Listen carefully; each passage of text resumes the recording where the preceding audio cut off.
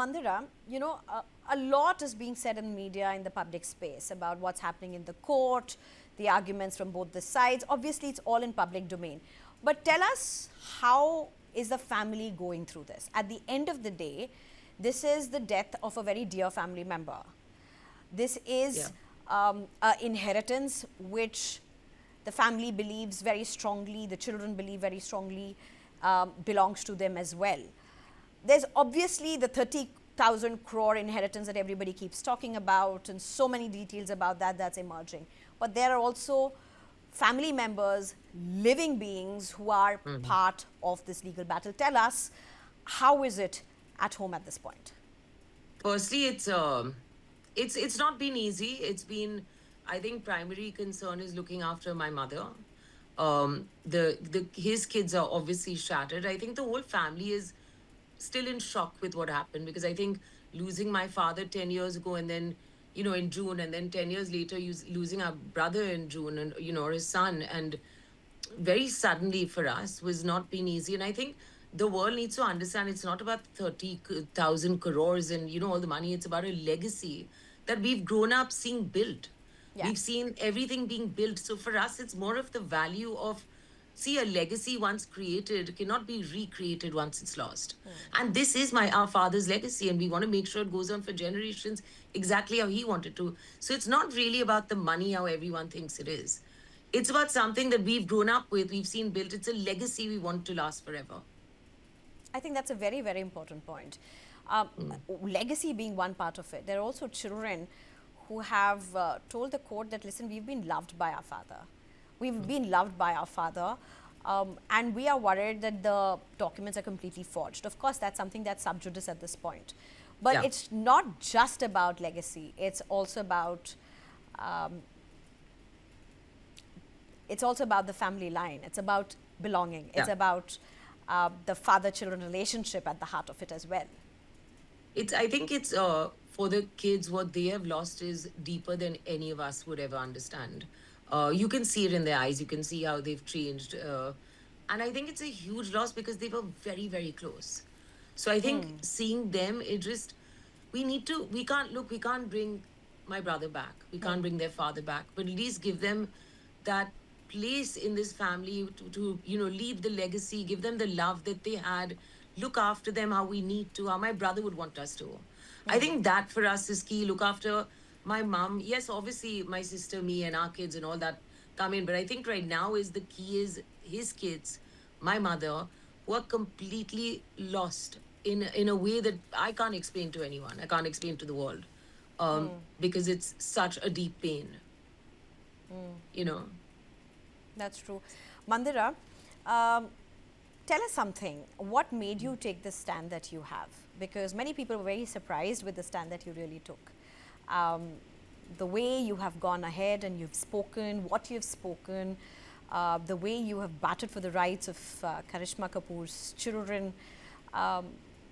Many people sat up, took note of what you were saying, of who you were firstly in the family, and the way you came out and made the stand that you did. So what made you take that stand, and why have you done that?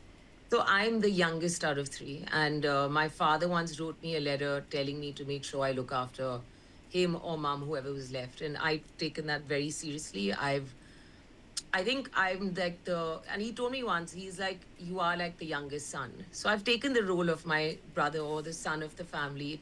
We've always been brought up to look after mom.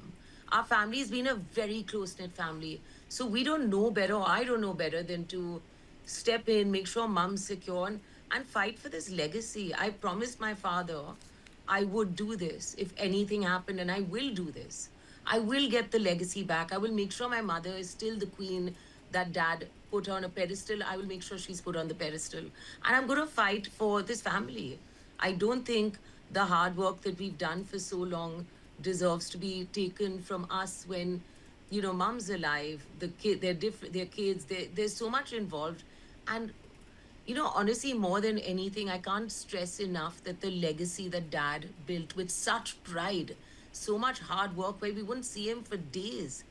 It's not that I can just calmly give this up and be like okay with letting it go. So I think for me, I'm not a shy person, as you all know.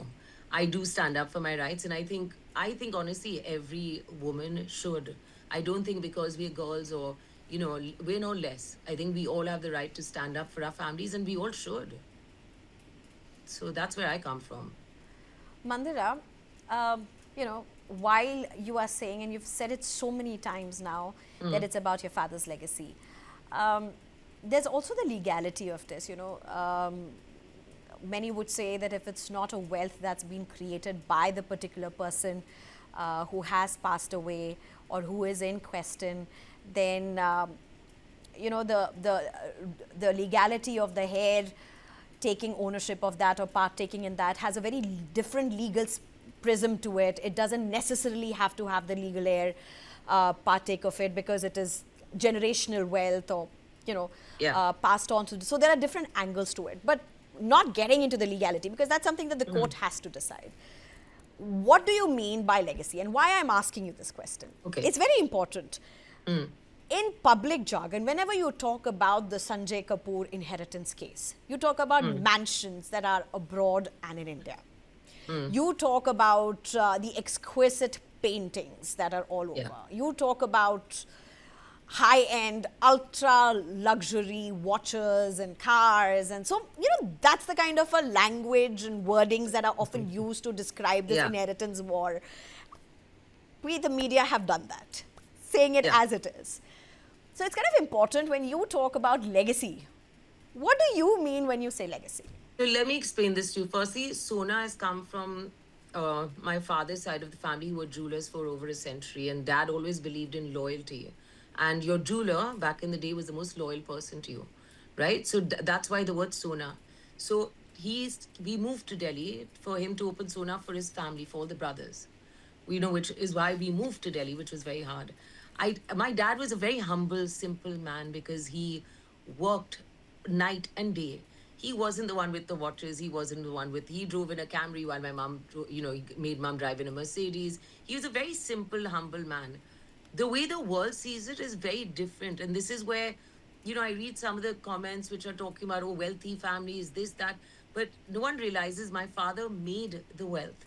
And when you talk about the person who's made the wealth further, let me tell you two things. There's a story which is going on which has no base to it, which again, the truth will come out.